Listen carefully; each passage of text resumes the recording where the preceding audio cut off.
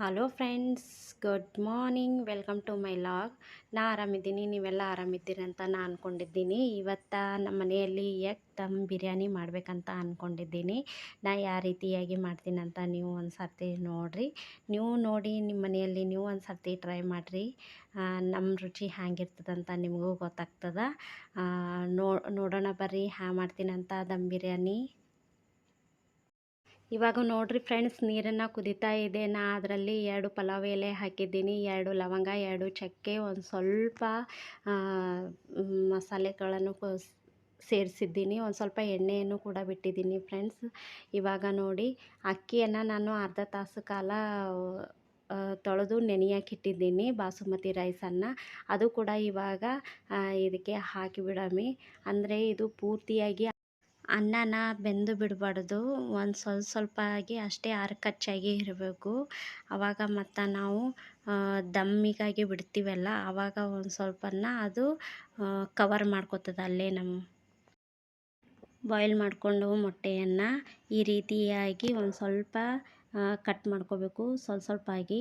ಆಮ್ಯಾಗ ಇದೆಲ್ಲ ಎಣ್ಣೆಗೆ ಎಲ್ಲ ಉಪ್ಪು ಖಾರ ಎಲ್ಲ ಒಳಗೆಲ್ಲ ಹೋಗಬೇಕಲ್ಲ, ಹಾಗಾಗಿ ಮಸಾಲೆ ಎಲ್ಲ ಒಳಗೆ ಹೋದರೆ ಇನ್ನೂ ಟೇಸ್ಟ್ ಬರುತ್ತೆ ಫ್ರೆಂಡ್ಸ್. ಹಾಗಾಗಿ ಮೊಟ್ಟೆಯನ್ನು ಮತ್ತು ಆಮೇಲೆ ಒಂದು ಸ್ವಲ್ಪ ಎಣ್ಣೆ ಹಾಕಿ, ಆಮೇಲೆ ಒಂದು ಸ್ವಲ್ಪ ಅರಿಶಿಣ ಹಾಕಿ ಇದನ್ನು ಫ್ರೈ ಮಾಡ್ಕೋಬೇಕು ಫ್ರೆಂಡ್ಸ್. ಈ ರೀತಿಯಾಗಿ ಅಂದರೆ ಈ ರೀತಿಯಾಗಿ ಫ್ರೈ ಮಾಡ್ಕೊಂಡ್ರೆ ಮೊಟ್ಟೆಯನ್ನು ದಮ್ ಬಿರಿಯಾನಿ ಟೈಮ್ನಲ್ಲಿ ಹೊಡೆಯೋದೇ ಇಲ್ಲ. ಹಾಗಾಗಿ ನಾವು ಈ ರೀತಿ ಫ್ರೈ ಮಾಡಿ ಬಿಟ್ಟರೆ ಅದು ಚೆನ್ನಾಗಿ. ಒಂದು ಕುಕ್ಕರನ್ನು ಇಟ್ಕೊಂಡಿದ್ದೀನಿ, ಅದಕ್ಕೆ ಒಂದು ಸ್ವಲ್ಪ ಕುಕ್ಕರನ್ನು ಇಟ್ಕೊಂಡಿದ್ದೀನಿ ಫ್ರೆಂಡ್ಸ್. ಅದಕ್ಕೆ ಒಂದೆರಡೇ ಹಸಿಮೆಣ್ಸಿನ್ಕಾಯಿ ಕೂಡ ಹಾಕ್ಕೊಟ್ಟಿಕತ್ತೀನಿ. ಒಂದು ಸ್ವಲ್ಪ ಉಳ್ಳಾಗಡ್ಡಿ ಹೆಚ್ಕೊಂಡಿದ್ದೀನಲ್ಲ, ಅವನು ಕೂಡ ಸೇರಿಸ್ತಾ ಇದ್ದೀನಿ ನೋಡಿರಿ ಫ್ರೆಂಡ್ಸ್. ನಾವೆಲ್ಲ ಉಳ್ಳಾಗಡ್ಡಿ ಅಂತ ಕರಿತೀವಿ ಉತ್ತರ ಕರ್ನಾಟಕ ಸೈಡ. ಇವಾಗ ಒಂದು ಟೊಮೊಟೊ ಕೂಡ ಹಾಕೋಮ್ಮ ಫ್ರೆಂಡ್ಸ್. ಇವಾಗ ಒಂದು ಅಷ್ಟೇ ಮೀಡಿಯಮ್ ಸೈಜ್ ಇರೋ ಒಂದು ಟೊಮೊಟೊ ಕೂಡ ಕಟ್ ಮಾಡಿ ಹಾಕ್ಕೊಂಡಿದ್ದೀನಿ. ನೆಕ್ಸ್ಟು ಇವಾಗ ಉಪ್ಪನ್ನು ಹಾಕೋಣ ಫ್ರೆಂಡ್ಸ್. ಆಮೇಲೆ ಒಂದು ಸ್ವಲ್ಪ ಖಾರನ ಒಂದು ಚಮಚದಷ್ಟು ಖಾರ ಕೂಡ ಹಾಕೋಬೇಕು. 2 ಹಸಿಮೆಣ್ಸಿನ್ಕಾಯಿ ಕೂಡ ಹಾಕ್ಕೊಂಡಿದ್ದೀವಿ, ಅದಕ್ಕೆ ತಕ್ಕಷ್ಟು ಮತ್ತೊಂದು ಸ್ವಲ್ಪ ರುಚಿಗೆ ತಕ್ಕಷ್ಟು ಖಾರ ಕೂಡ ಹಾಕ್ಕೋಬೇಕು. ಆಗ ಒಂದು ಬಟ್ಟಲು ಮೊಸರು ಕೂಡ ಹಾಕ್ಕೋಬೇಕು ಫ್ರೆಂಡ್ಸ್. ಟೇಸ್ಟ್ ಬರಬೇಕು, ಸರಿಯಾಗಿರಬೇಕು ಅಂತಂದರೆ ಮೊಸರು ಕೂಡ ಕಂಪಲ್ಸರಿ ಹಾಕ್ಕೊಳ್ಳೇಬೇಕು. ಒಂದು ಸ್ವಲ್ಪ ಬಿರಿಯಾನಿ ಮಸಾಲ ಕೂಡ ಹಾಕ್ಕೊಂಡಿದ್ದೀನಿ ಫ್ರೆಂಡ್ಸ್, ಅದು ಸ್ಕಿಪ್ ಆಗಿದೆ. ಇವಾಗ ನಾ ಹಾಕ್ಕೊಂಡಿದ್ದೀನಿ.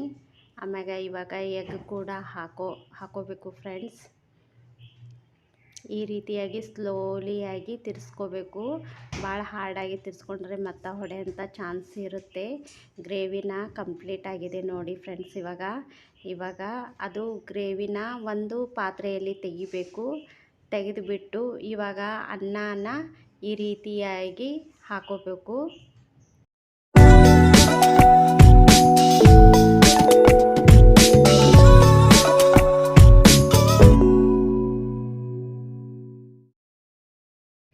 ಒಂದು ಲೇಯರ್ ಆಯ್ತಲ್ಲ ಫ್ರೆಂಡ್ಸ್. ಇವಾಗ ಗ್ರೇವಿನ ಹಾಕ್ಕೋಬೇಕು, ಎಲ್ಲ ಕಡೆ ಸ್ಪ್ರೆಡ್ ಮಾಡಬೇಕು ಫ್ರೆಂಡ್ಸ್. ಈ ರೀತಿಯಾಗಿ ಎಲ್ಲ ಕಡೆನೂ ಹಾಕ್ಕೋಬೇಕು. ಒಂದೇ ಕಡೆ ಹಾಕ್ಕೊಂಡ್ರೆ ಮತ್ತೆ ಅಷ್ಟೊಂದು ಟೇಸ್ಟ್ ಅನಿಸಲ್ಲ. ಎಲ್ಲ ಕಡೆ ಈ ರೀತಿಯಾಗಿ ಸ್ಪ್ರೆಡ್ ಮಾಡಬೇಕು ಫ್ರೆಂಡ್ಸ್.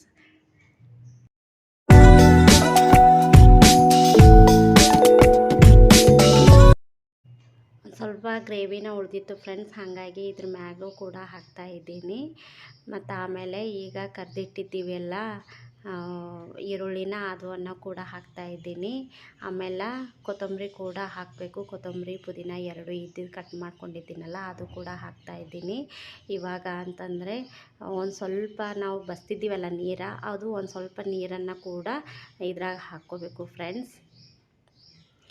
ಈ ರೀತಿಯಾಗಿ ಇವಾಗ ಇದನ್ನು ಇದು ಕುಕ್ಕರಿಗೆ ಮುಚ್ಚಿಬಿಡಬೇಕು ಫ್ರೆಂಡ್ಸ್.